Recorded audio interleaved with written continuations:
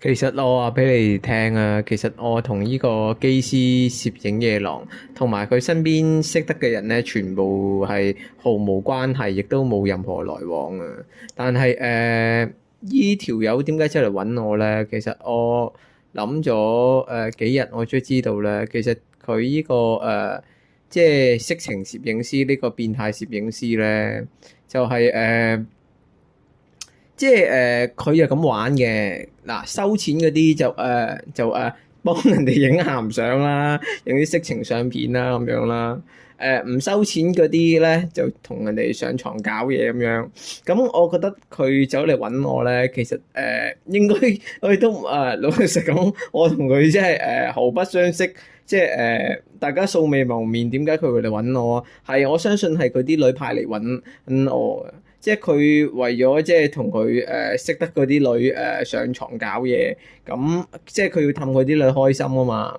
咁咁佢咪為咗即係咁佢為咗達到佢嘅目的咯。咁然後咪過嚟揾我咪揾我傾偈咯。但係佢基本上就係嗱9月開始啦，就揾到我個 Instagram 啦。咁我咧我就已經都係其實幫9月之前都已經有啲前奏㗎啦。即係9月之前咧，其實即係就係佢啲女，佢就即係識得我嘅。即係我同你講，空穴來風未必無因啊嘛。咁跟住佢而家就係咁就9月開始揾我啦。嗱，咁佢9月開始揾到我個 account 之後咧，就講埋呢啲都即係我完全都聽唔明嘅嘢啦。咁一句講晒啦。咁叫機師咁就早啲收皮啦。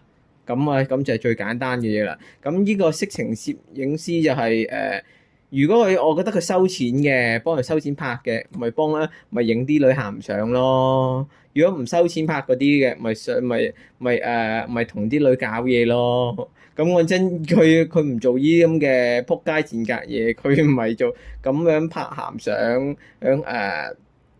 咁樣即係唔係話唔係話拍鹹相拍鹹片，唔同啲女搞嘢，咁佢做乜撚嘢攝影師啊？